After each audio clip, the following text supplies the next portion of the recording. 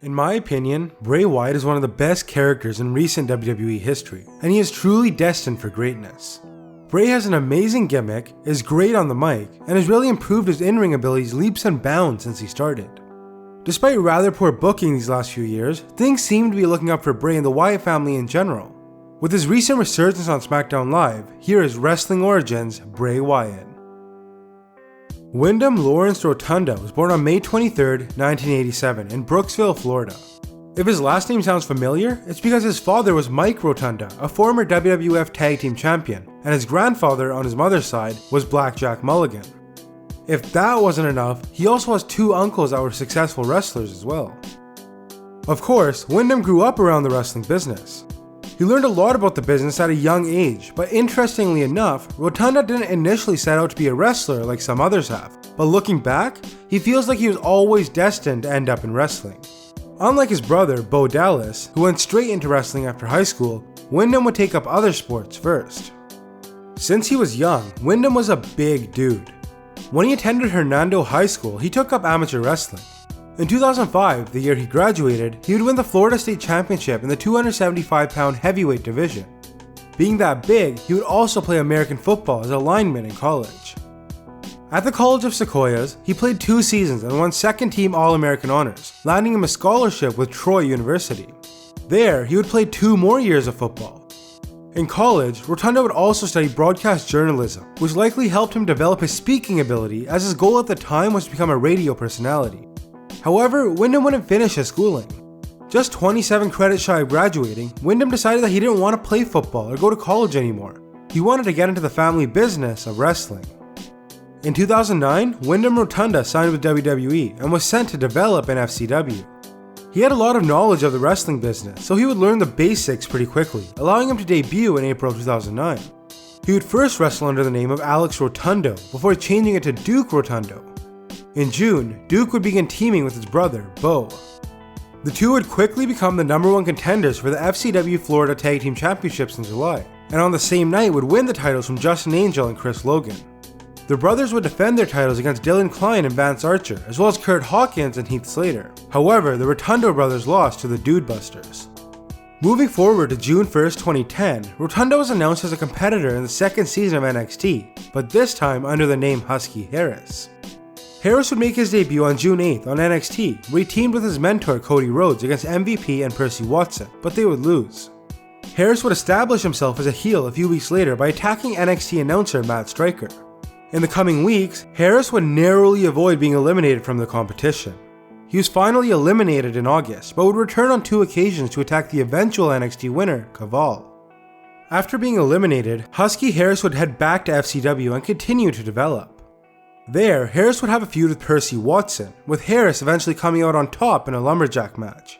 Soon after, Harris would make his main roster debut at Hell in a Cell, where he helped Wade Barrett beat John Cena along with Michael McGillicuddy. The next week, he and Michael would do the same thing, prompting Barrett, leader of the Nexus, to offer them a shot at becoming members of the stable. They would lose their tryout match, but were inducted into the stable nonetheless. Moving to January 2011, CM Punk took over the Nexus and put each member through a trial, or initiation if you will. For Husky Harris, this took the form of a lashing from other members of the stable. Seriously, WWE had Harris whipped on the back on live TV. It was pretty brutal to be honest, but Harris passed the initiation. A few weeks later, Harris and McGillicuddy would fight for the WWE Tag Team Championships, but lost to Santino Marella and Vladimir Kozlov. After the match, Randy Orton would attack the duo for costing him a match, punting Harris in the head.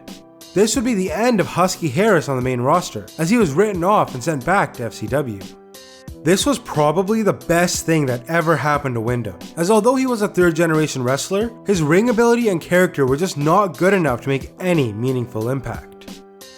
In March of 2011, Axel Mulligan would make his debut wearing a creepy hockey mask, but the character would never make it to FCW TV.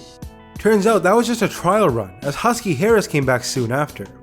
Harris would once again team up with his brother until Bo was legitimately injured, forcing Harris back into singles competition. Harris would compete in a tournament for Bo's vacant FCW Heavyweight Championship. He would land a couple wins, most notably over Big E Langston, but would lose in the finals. After a feud with Richie Steamboat, which Harris won, he would once again team up with his brother to beat Brad Maddox and Eli Cottonwood to become the FCW Florida Tag Team Champions for the second time together. They would defend these titles against Antonio Cesaro and Alexander Rusev, but lost them to Corey Graves and Jake Carter on March 15, 2012. Around this time, Wyndham began losing some weight and getting in better shape, and also began developing a new, exciting character. Though Wyndham did create the persona himself and present it to WWE, he was initially inspired by a wrestler under the name Waylon Mercy. Mercy and Rotunda knew each other through the WWE Performance Center, and Wyndham has since revealed that he was influenced by the Mercy character. Waylon Mercy also rocked Hawaiian shirts and white pants, a similar look to that of his new character. Wyndham used this while also taking inspiration from horror films, heavy metal band Slipknot, and even Charles Manson to create Bray Wyatt. He says that Husky Harris was a figment of somebody else's imagination, while Bray Wyatt is him. This character allows him to be himself and fits him much better, which in turn has allowed him to be much more successful in WWE. In April of 2012, Rotundo would debut as Bray Wyatt in FCW with Eli Cottonwood at his side. However, FCW was quickly rebranded into NXT, so Wyatt would debut there on July 11, 2012. The Bray Wyatt character was seen as an evil cult leader who made himself out to be more of a monster than a man. If you haven't seen it, check out this early FCW promo Bray did talking about his father with Eli at his side. It was amazing yet horrifying at the same time. I'll put a link in the description. Moving forward, in July, Wyatt suffered a torn pectoral muscle and required surgery. Despite the injury, Wyatt would continue to appear on NXT, but now serving as the leader of the newly formed Wyatt Family in November. Interestingly, the family originally had Bray as the father, with the other members as his children. That meant Luke Harper and Eric Rowan were both his sons, but this was eventually changed to brothers. I honestly don't know how they expected people to believe Bray was the father of Luke Harper. Bray would return to action in February of 2013, where he defeated Yoshitatsu. He would lose his first match as Wyatt nearly a month later when he was defeated by Bo Dallas. Moving forward, Bray's brothers would win the NXT Tag Team Championships, while Bray tried to chase an NXT Championship shot, but was unsuccessful in a number 1 contenders match. While the Wyatt family spent time in NXT, WWE began airing vignettes promoting their debut on the main roster. They showed bits and pieces of their backstory, as well as revealed Rowan wearing the lamb mask. On July 8, 2013, the Wyatt family would make their debut on Raw, where they attacked Kane. They would continue the assaults, taking out wrestlers like Drew McIntyre, Justin Gabriel, R-Truth, and Heath Slater. They would continue harassing Kane as well, resulting in a Ring of Fire match at SummerSlam, where Bray won after interference by his brothers. Next, the Wyatt family would feud with CM Punk and Daniel Bryan, which they lost. However, the family would continue to pursue Bryan. Bryan would defeat Harper and Rowan in separate matches, but lost to Bray in a no DQ match, taking a beating so bad that he gave in and joined the family.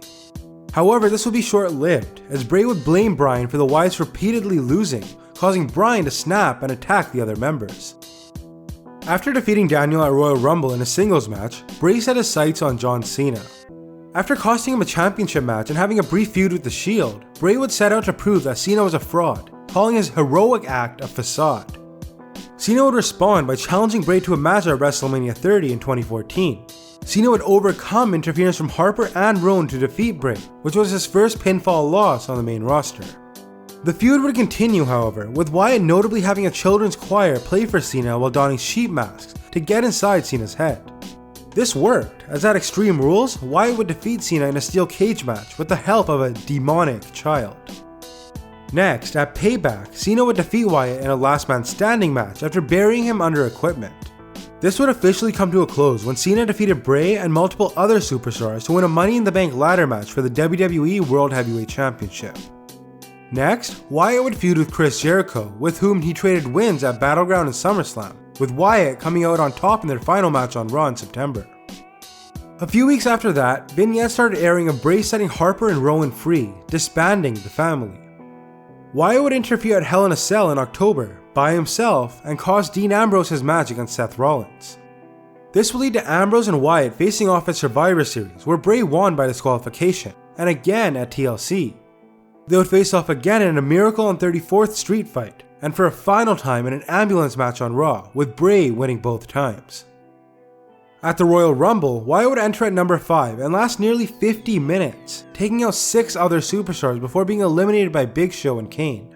After the Rumble, Wyatt began declaring himself the new face of fear, and would be brought out in a casket at Fastlane and would proceed to offer a challenge to The Undertaker at WrestleMania 31. Though there was a lot to work with here, the feud was largely uninteresting and culminated with Taker taking home the win. After winning a feud against Ryback, Bray would defeat Roman Reigns with the help of Luke Harper, reforming the Wyatt family. Skipping to SummerSlam, Wyatt and Harper would face Reigns and Ambrose, but lost. On August 24th, Bray would introduce the newest member of the family, Braun Strowman. With the family back in full force, Wyatt would go on to defeat Reigns, Ambrose, and Jericho at Night of Champions, but he would lose to Roman at Hell in a Cell to end their feud. After that, Wyatt would reignite his feuds with Undertaker and Kane after attacking and abducting both of them. However, at Survivor Series, Wyatt and Harper would lose to the Brothers of Destruction in a tag match. From there, Wyatt would face and lose to Brock Lesnar, confront The Rock at WrestleMania 32, and bizarrely feud with the League of Nations, which is when he suffered a calf injury, sidelining him for a few months until June. When he returned, Bray would begin a feud with the New Day, who the Wyatts notably battled at their compound before defeating them at Battleground. At the 2016 WWE Draft, Bray Wyatt, Luke Harper, and Eric Rowan were drafted to SmackDown Live, with Braun Strowman being sent to Raw. Since then, Wyatt seemingly disowned Eric Rowan before challenging Randy Orton. After a series of matches between the two, Randy Orton joined the Wyatt family, and after winning the annual Survivor Series match for SmackDown, the pair have seemingly set their sights on the SmackDown Tag Team Championships. And that was Wrestling Origins Bray Wyatt. Now that was a long video, so if you enjoyed it, please give it a thumbs up and subscribe for another episode of Wrestling Origins every Friday. Also, be sure to leave any suggestions for next week's video down below, as I'll be looking at the top comments for ideas. As always, thanks for watching, and I'll catch you in the next one.